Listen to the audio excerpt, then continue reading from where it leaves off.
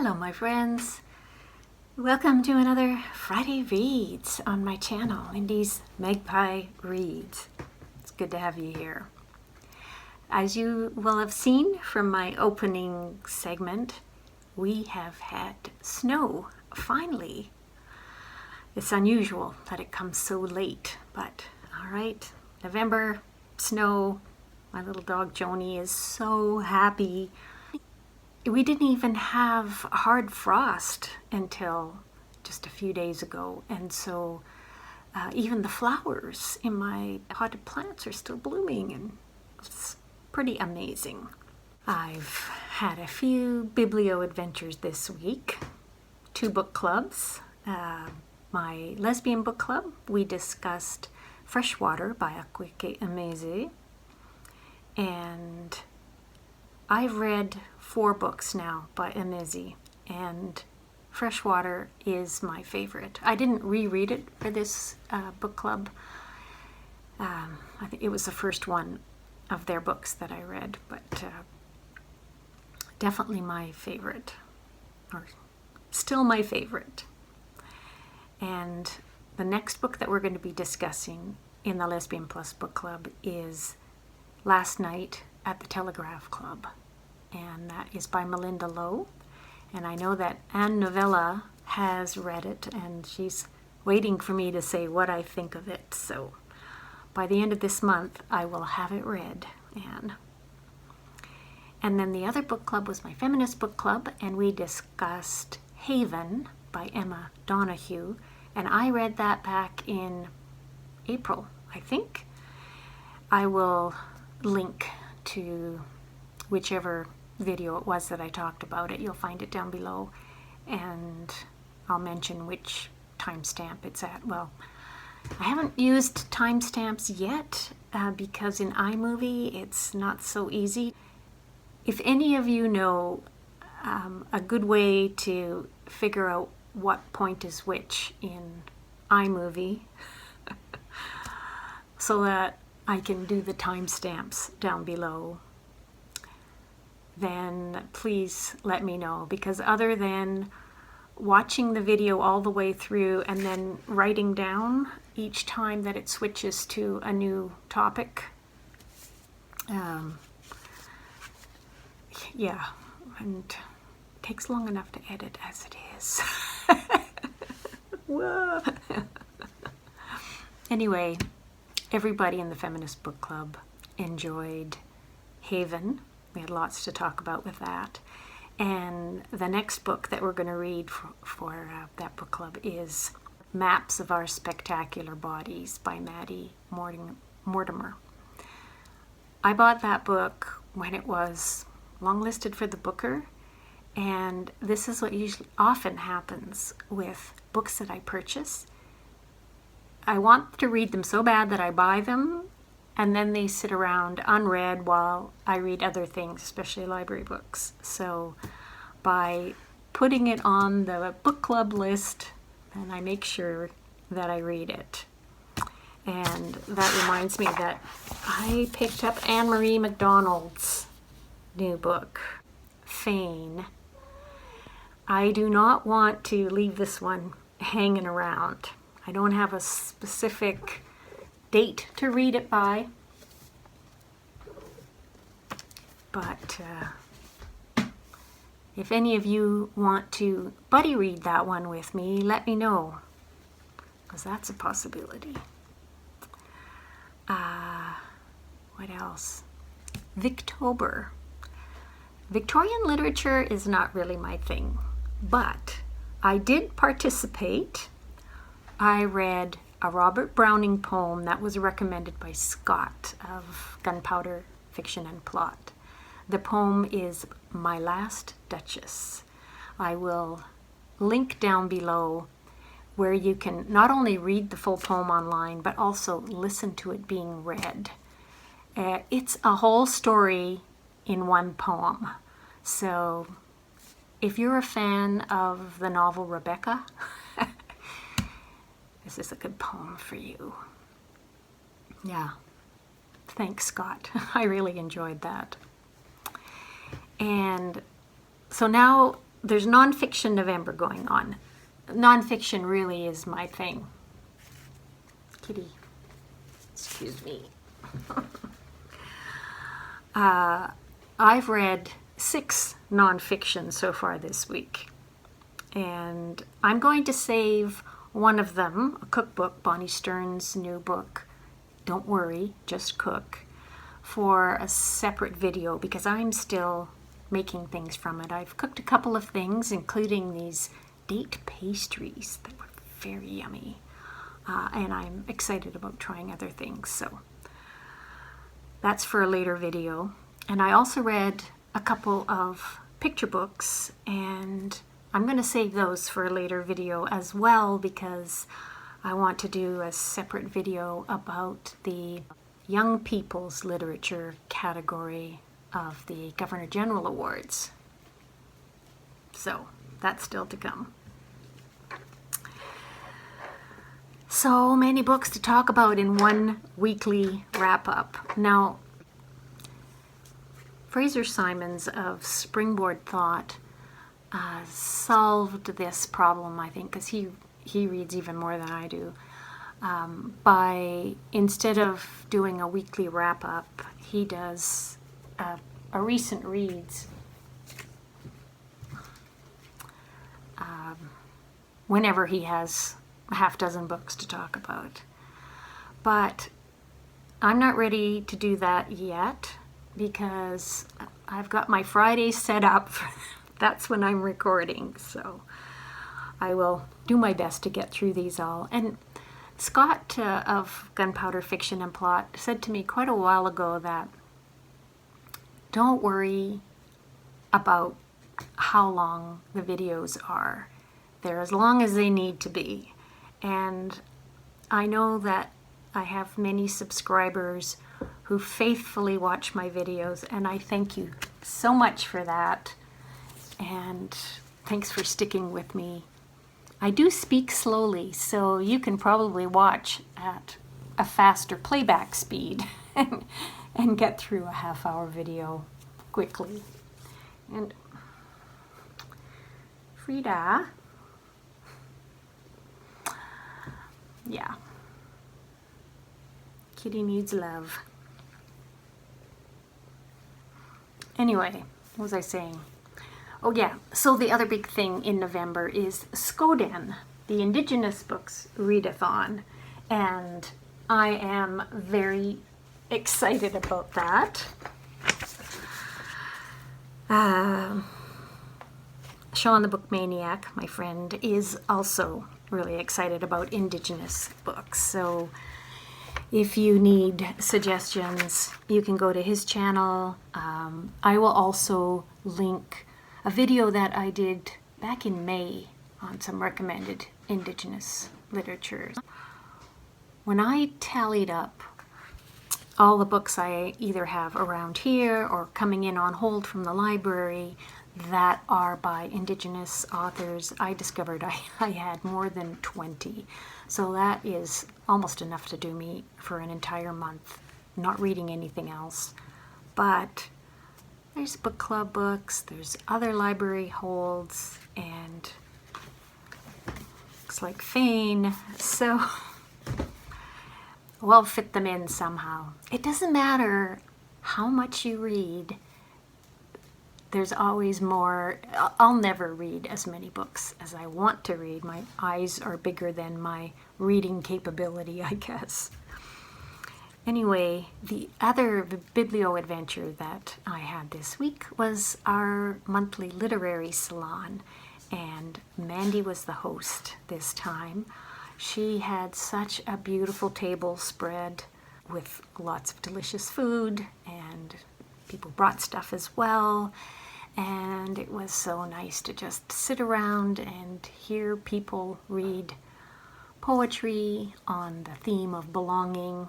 My contribution actually was from the first book that I'm going to tell you about.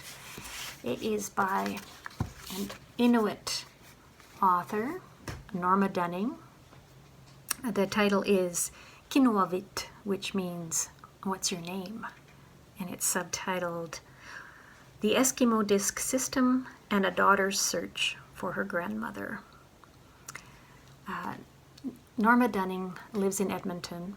Her mother was Inuit, went to a residential school, but never wanted to talk about that. And after her mother died, Norma wanted to enroll as an Inuit member,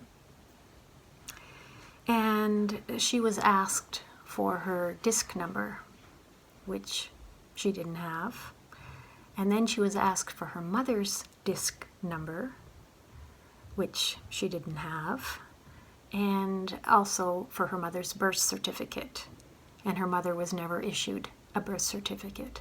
This is not uncommon, or it wasn't then anyway when her mother was born, but this whole system of numbers, that was another shameful example of the Canadian government treating human beings inhumanely.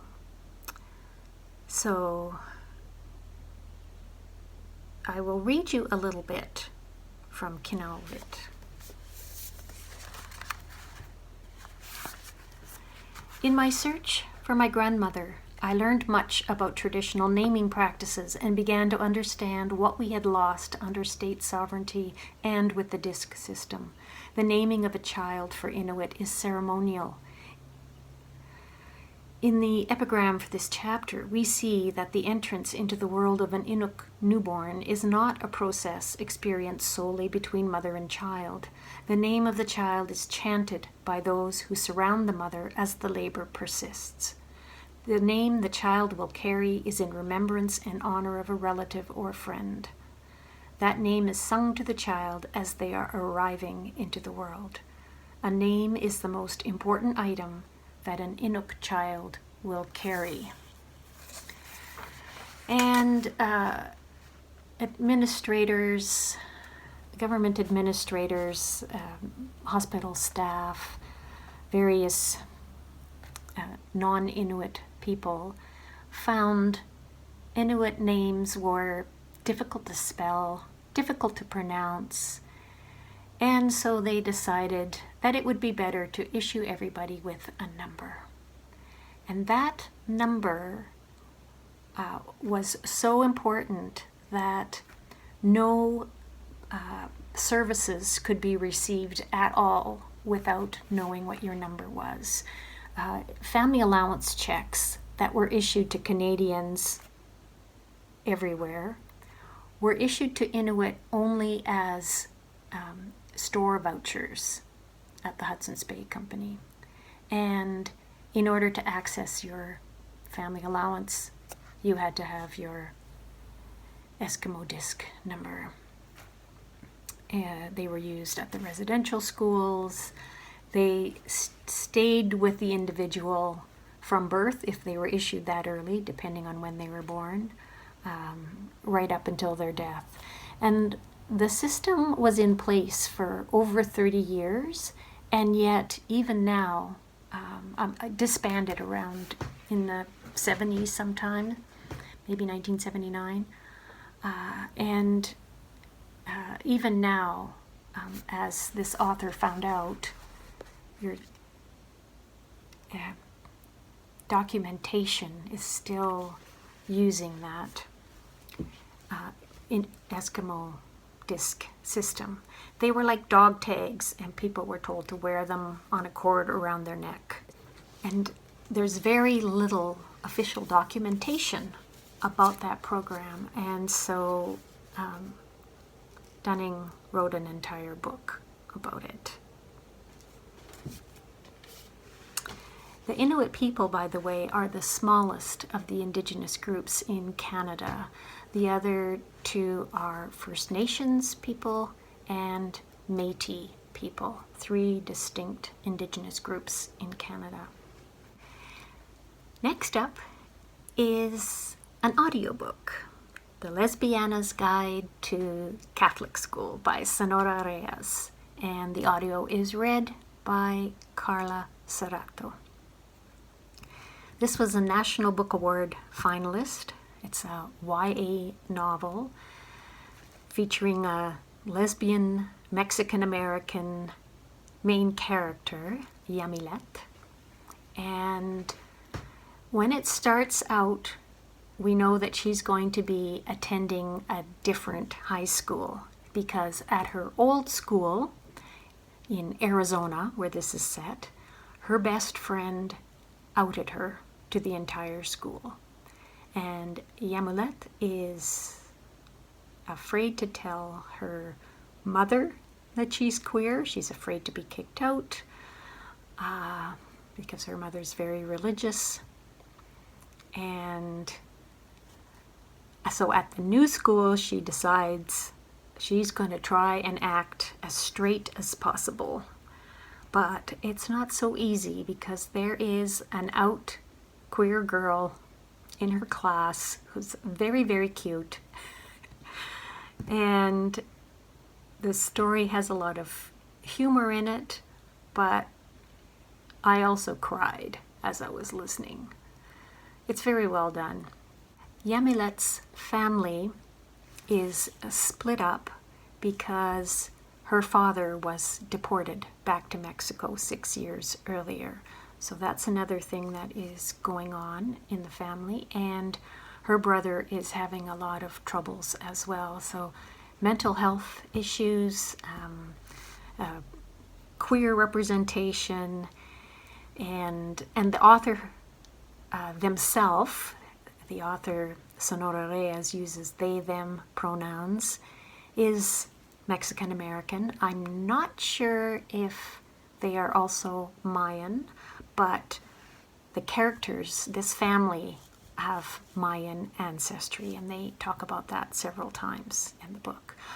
I'm not going to count this for Skoden because it's specifically a readathon by Indigenous authors, and I think that Sonora Reyes doesn't identify that way. On to another queer book. It was the winner of the Miles Franklin Award, Bodies of Light by Jennifer Down. And the central character is bisexual. She has faked her own death, and at the start of the novel, someone has recognized her, someone from her past. How successful can anyone be at running from traumatic memories? That's what this is about. There's all the trigger warnings for it. This central character is so vivid, so memorable. Yeah, my heart went out to her. And even though I found this book kind of baggy in the middle, there were many passages that I had flagged. And when I went back through to read those over again, I could see how Jennifer Down had crafted this novel. So my admiration grew, for sure. And there was a Tim Hortons reference in it from a part that's set in the US and Canada, and many Australian terms. I had a great conversation with my friend in Brisbane about these. So thank you, Jennifer Down, for prompting a good conversation. Next up is an audiobook again, The Possessed. Adventures with Russian Books and the People Who Read Them by Elif Batuman, and it's read by the author. I do recommend the audiobook. Sonia of An Enthusiastic Reader, when I was talking about Elif Batuman, who I saw at one of the Vancouver Writers Fest events in October, she recommended this book. I have read 2 of Batuman's novels, The Idiot and Either Or. Elif Batuman is bisexual also, but she doesn't talk about that in this memoir. She actually hadn't figured that out yet. So she talks about going to university. She was going to study linguistics, actually. She said it didn't even occur to her to study literature. She writes, I remember believing firmly that the best novels drew their material and inspiration exclusively from life and not from other novels, and that, as an aspiring novelist, I should therefore try not to read too many novels. She did learn the error of her ways. But at one point, and this is my favorite part of the book, she spent a summer in Samarkand in Uzbekistan, learning Uzbek. She says, what did you know about Uzbekistan once you learned that old Uzbek had 100 different words for crying? And while she was there, she also went to a Tolstoy conference and she presented a paper. Now, when she flew there, she was dressed in sweatpants and flip-flops. She was planning to sleep on the plane, and her luggage did not make it. For 5 days, while she was at this conference, including presenting, I think she made a comparison between Alice in Wonderland and Anna Karenina. She might have compared Oblonsky to the White Rabbit. I'm not sure. It did spark a lot of discussion. And while she was giving her presentation, through the windows, she could see horses that were descendants of Tolstoy's horses mating right outside the window. And she's in her sweatpants. Yeah, and one of the books or stories that she talked about, a Tolstoy story, was called The Living Corpse. I haven't looked that up yet, but she said it's about a man who faked his own death. And I thought, what are the chances? I didn't know. I was reading the Jennifer Down Bodies of Light about a woman who faked her own death at the same time as I was listening to this audiobook where this is mentioned. Serendipity. I'm going to read you one last passage from The Possessed. When I came back from Samarkand, I almost entirely lost the ability to read poetry. It was like a language I didn't speak anymore. What I used to enjoy in poetry was precisely the feeling of only half understanding, a feeling that is intensified, as Tolstoy once observed, when the poetry is written in a foreign language. But that made me think a lot about what it is that I like about poetry and certain forms of long-form literature as well, short stories and novels, and that is that there's a certain pleasure in not knowing, puzzling, guessing, something along those lines. Let me know if you understand what I'm talking about here. Do you feel that way? Sometimes? All the time?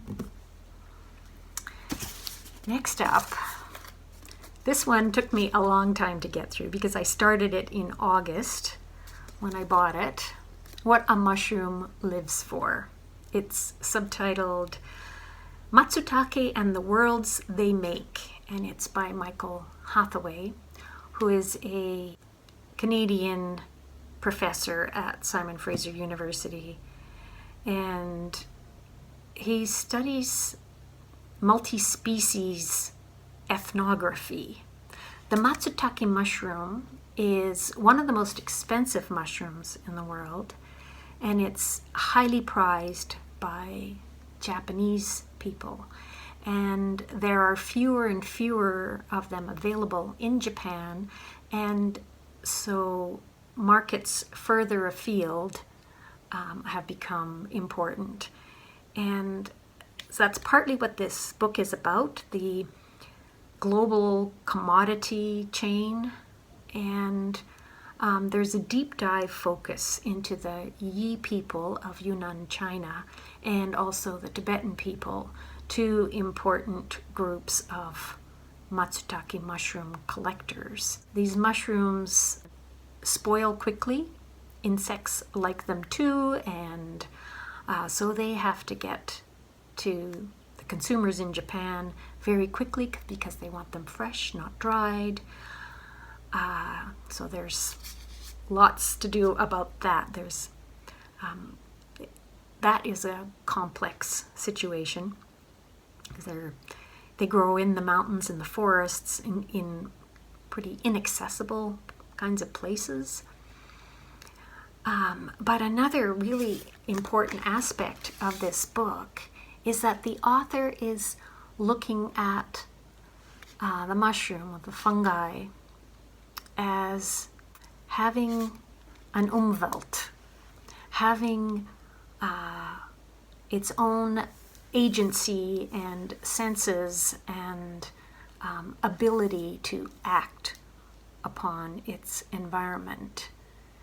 So a whole different way of looking at the kingdom of fungi. If you are as fascinated by fungi as I am, this is a great read. So much fascinating stuff. Natalie of The Curious Reader put together a recommended list of mushroom books. I will link to her video below. I have read a lot of those and I recommend them too. And now I can add this one to it as well. Here's just a small example. Likely, the most common representation of a fungus is the classic Amanita muscaria, found in the book Alice in Wonderland, and the video game Super Mario, with its distinctive red cap with white flecks. Many large mushrooms appear in the autumn, popping out of the ground in a range of colors and shapes. Some call them the jewels of the forest or flowers of the fall. Some look like a dead person's fingers poking through the earth. When they get large, they can become incredibly charismatic. One giant cluster of Tricholoma giganteum mushrooms in Yunnan attracted more than 130,000 visitors in just a few days, many of whom threw money at them.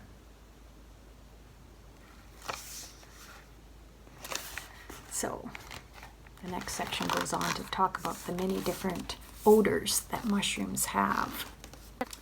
It's good that it's good that I had my own copy of this because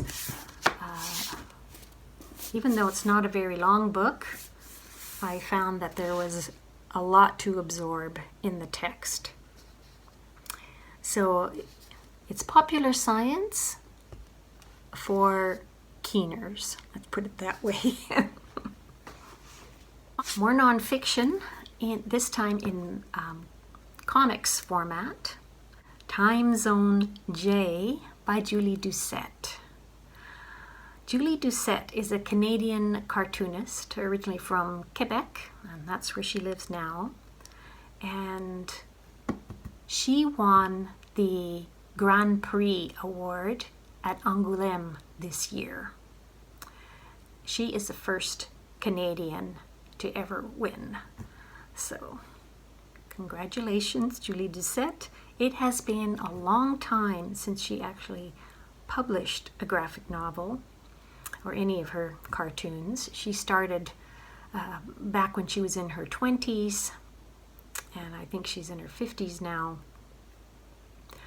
This one is all set in 1989 when Julie was 23, and it's written as one long continuous page. So the publisher, Drawn and Quarterly, folded the pages so you can kind of see where the overlap is. See how detailed it is. And then you can look to see the overlap on the next page. She loves drawing hair, she says. And there's a confusing aspect of it that she started at the bottom with the lettering, and then you work your way around. And then bottom, up, and around.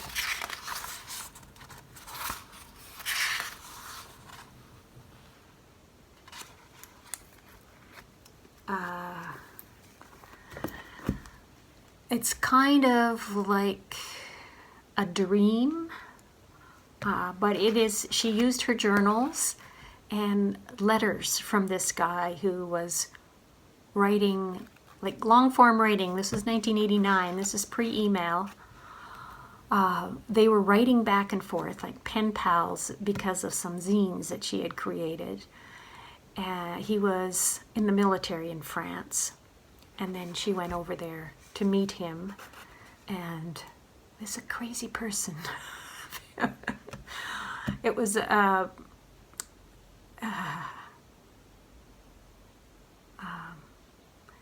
like the kind of thing that happens to you when you're in your early 20s. Yeah. I was totally mesmerized. And I have to be careful which parts I show you, because some of them are graphic in the too sexy for YouTube sense. There's all these birds as well. Oh, the art is absolutely fantastic. I really loved this.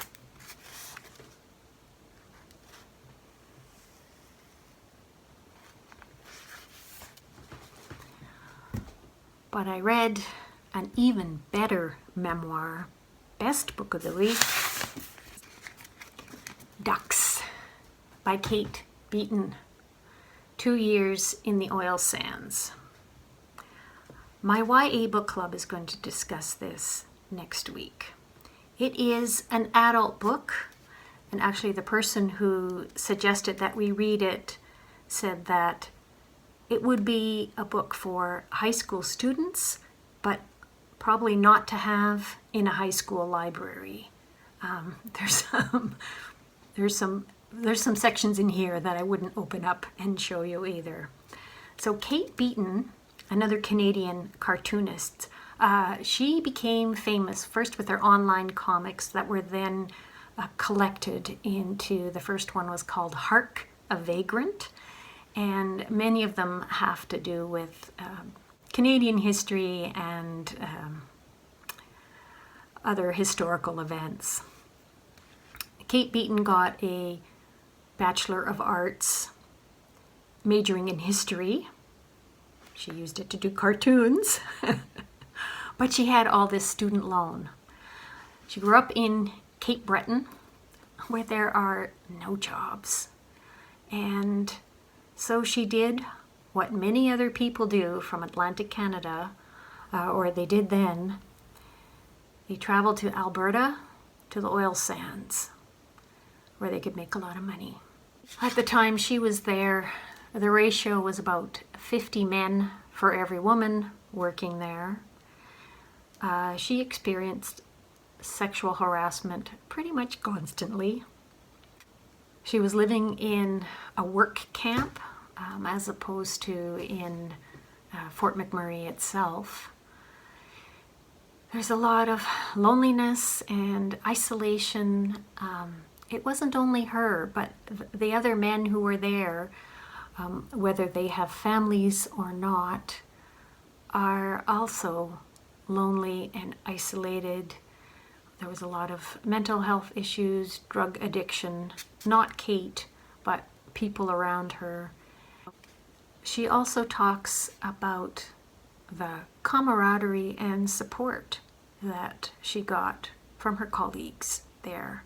She does a good job of showing both the good and the bad and how it's all mixed up together.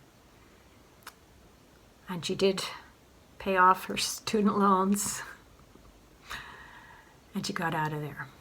But the environmental degradation that is part and parcel with the oil sands, and how it affects the land, the Indigenous people living there. The ducks are drowning in the tailings ponds. All that is in this very important, well done memoir. I wasn't surprised that there was a Tim Hortons reference in here. Just to give you an idea of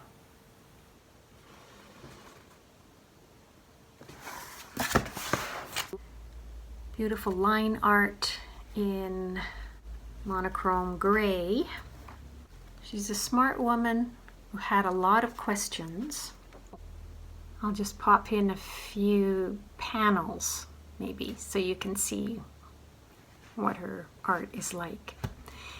And one final thing to tell you about before I sign off, I have chosen my Giller pick. So has Jolene of Bookworm Adventure Girl. She has got a winner prediction video that I will link below. And my pick is Suzette Mayer's The Sleeping Car Porter. I was so happy to see it's on the Publishers Weekly Best Fiction of the Year list.